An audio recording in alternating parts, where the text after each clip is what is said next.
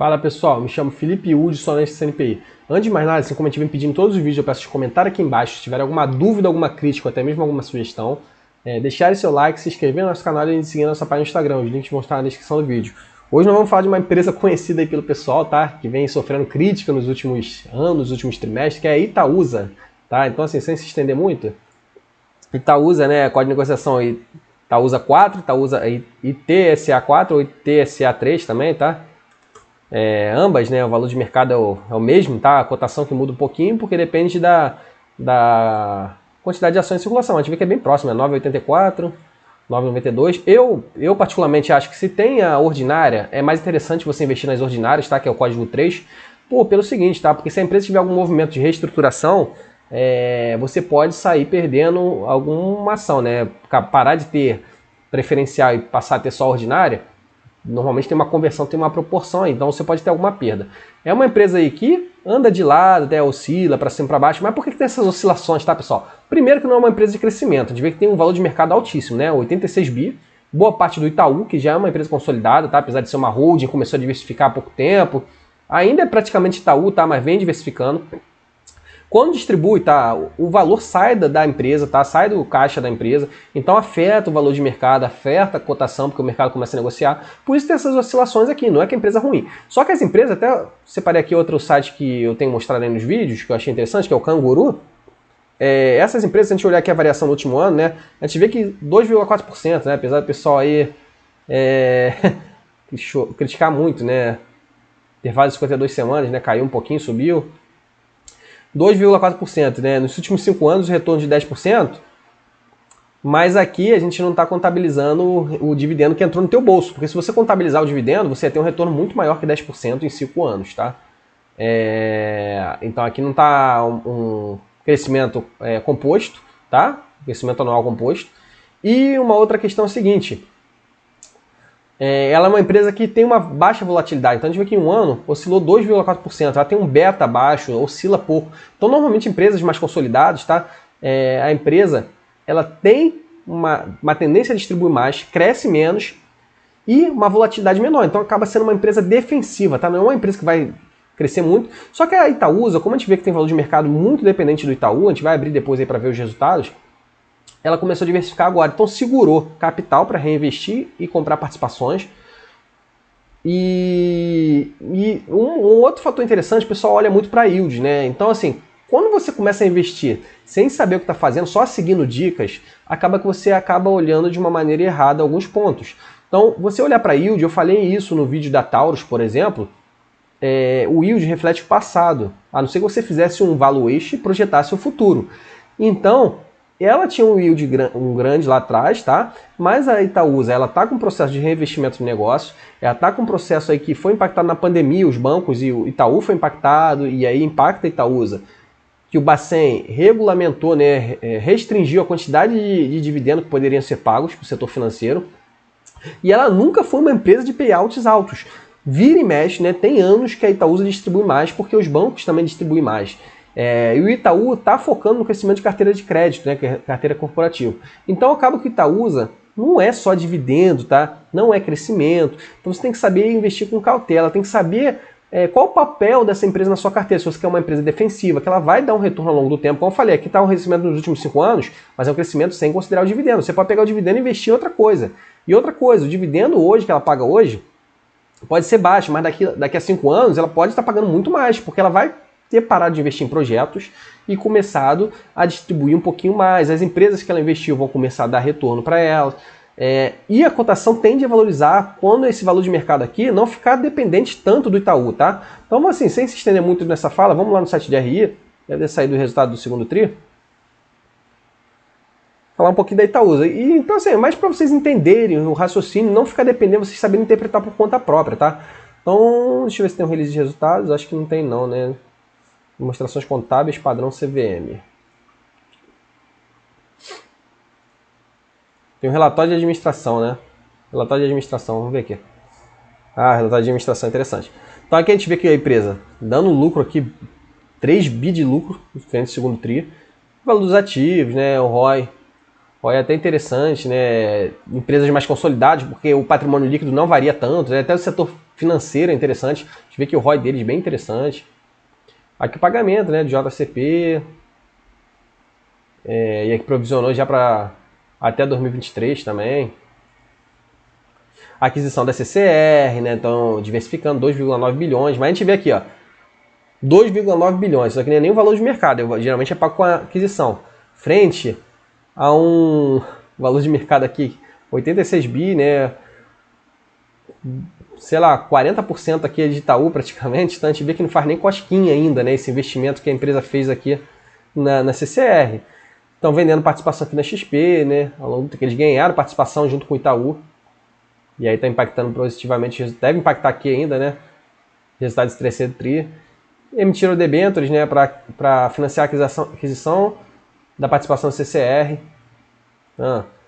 Aqui falando do lucro, tá? Balanço patrimonial fica um pouquinho distorcido porque tem a questão de ser uma empresa majoritariamente financeira, mas é uma holding. Falando um pouquinho de investimento CCR, alineação da XP, aderência do Itaú, de governança. Bom, aqui é interessante que a gente começa a ver algumas participações. Eles começaram a investir há pouco tempo também na EGEA Saneamento.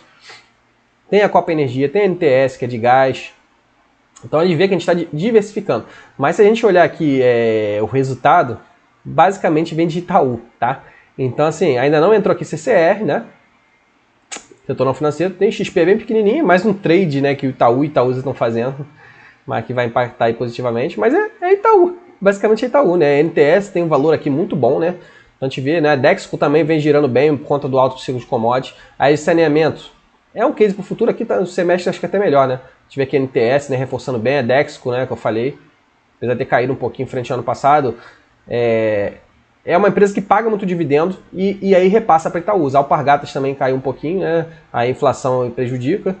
E o NTS aqui a gente vê que um ótimo ativo. Então isso aqui a gente tem que ver, né? Ativos que eles investem aqui participação e começa a diluir essa participação aqui muito concentrada em Itaú. Pode ser uma empresa que começa a pagar mais dividendo, porque não vai depender tanto do Itaú, tem regulamentação do setor financeiro, né? Agora mesmo na pandemia. As despesas operacionais deles, a gente vê que cresceram um pouquinho contra a inflação, tributária aqui não tem muito o que fazer. E aqui positivo, né? Outras receitas, de repente isso aqui foi até da alienação do XP, né? Outras receitas operacionais.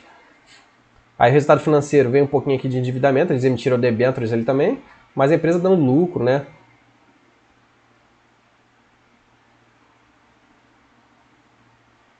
Ó, Alpargatas, bens de consumo, por isso que é impactado, né? Dexo, materiais para construção civil, caiu um pouquinho, né? A gente viu que caiu um pouquinho agora, mas a empresa está girando bem por conta de alta de commodities, só que assim, caiu um pouquinho porque a construção civil está em baixa, né? Por conta da... Apesar que a gente vê algumas empresas boas, né? Já fizemos alguns vídeos, né?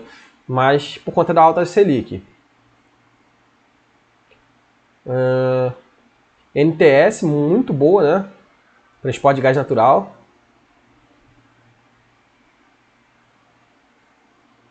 Copa Energia, distribuição de gás também. Forte crescimento de receita, EBITDA. E aí já saneamento a partir do terceiro TRI pelo médio de equivalência patrimonial, né? Então ele reflete como um ganho de equivalência patrimonial. Então é aqui, ó. Por isso que aqui teve aqui outras receitas operacionais, tá? Na verdade aqui eles botam aqui, ó, algumas normas contábeis, né? Resultado da recorrente das empresas, aí botou aqui, né, a EGEA, mas como método de equivalência patrimonial entra aqui, né? 1,1 bi, provavelmente, né? Deixa eu ver se aqui embaixo tem mais alguma coisa falando. O que tá falando? XP também, método de equivalência patrimonial, por isso que não está impactando muito lá.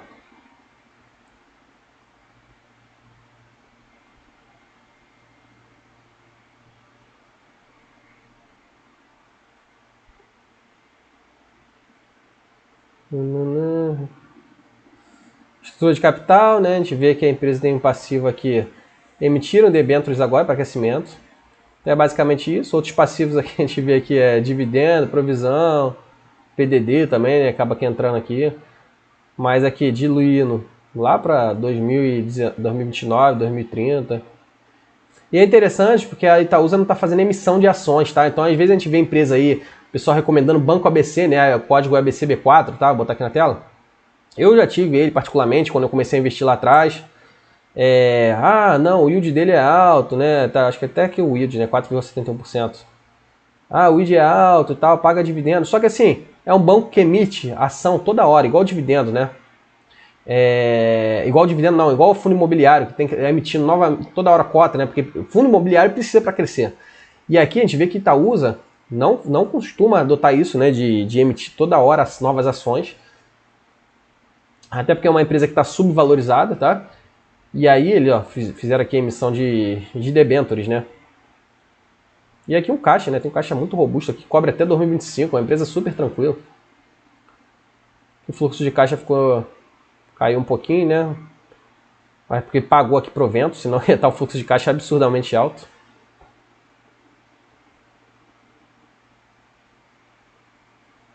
Comprando um pouquinho de ação, mas ínfimo ainda. Aqui as participações, né?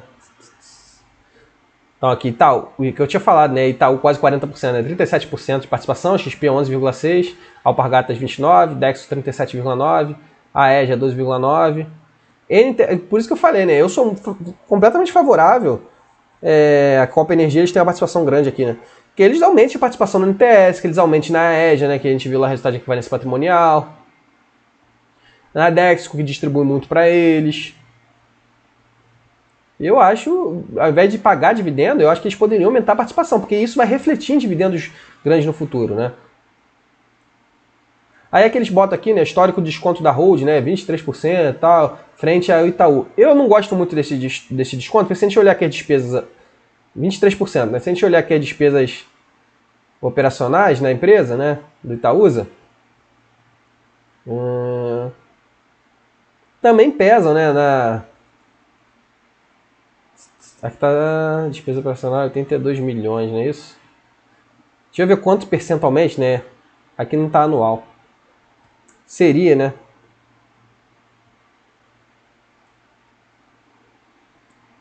$82 dividido por 6, botar. É mais ou menos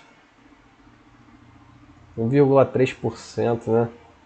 Isso aqui é muito pouquinho, mas tem outras despesas aqui que não entra como administrativa, né? Mas tem algumas despesas da holding, é porque aqui não é uma DRE meio que consolidada, né? Gerencial.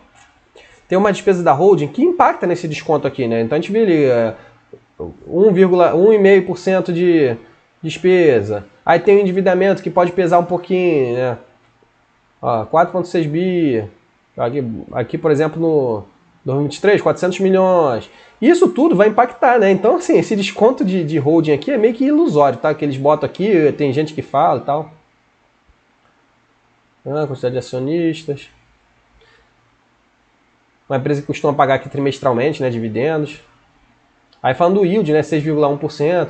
E aí por que o pessoal fala, para pagar 6% de yield, eu prefiro botar em renda fixa, né? Que tá pagando 13%. Só que em renda fixa você vai ter desconto de imposto de renda, a renda fixa não fica assim direto. E esse yield, tá? Esse pagamento aqui, normalmente, ao longo dos anos, é acima da inflação, tá? Que você vai remunerado. A valorização ao longo do tempo.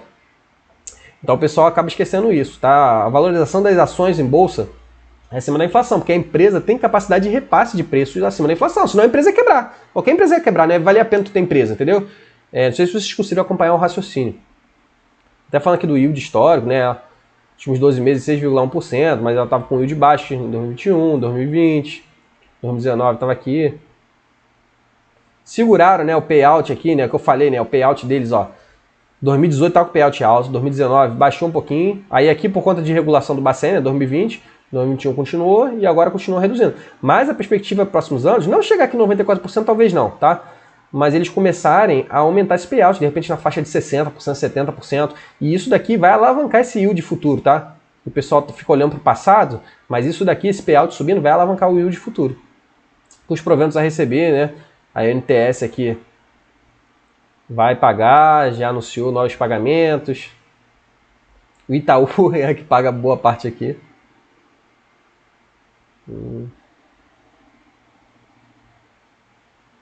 Acho que basicamente é isso, pessoal, que a gente tem para falar de Itaúsa.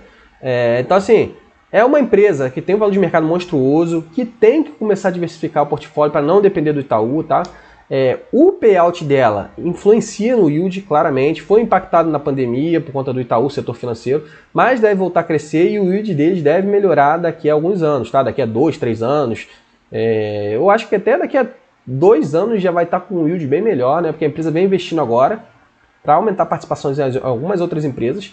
Acho que daqui a 3, 5 anos já vai estar pagando um dividendo muito bom. Só que o pessoal quer que pague hoje, quer investir e pagar hoje. Só que a ação não é igual fundo imobiliário, tá, pessoal? Então, assim, eu acho até que é um raciocínio errado. Às vezes o pessoal prega que você investe em empresa de dividendo ou fundo imobiliário para você ter renda hoje. Acho que pode ser até interessante para você aprender a dinâmica, como funciona investimento, né, renda.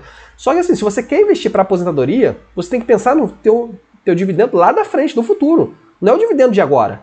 Não é agora que você está se aposentando. Então, assim, fazendo essa analogia com o Itaúsa, por exemplo, o Itaúsa hoje está pagando pouco, mas lá na frente ela vai pagar muito mais, porque é uma empresa sólida, uma empresa muito grande. Pessoal, se tiver alguma dúvida, alguma crítica, comenta aqui embaixo, deixa seu gostei, se inscreve no nosso canal e segue nossa página no Instagram. Os links vão estar na descrição do vídeo. Valeu? Forte abraço.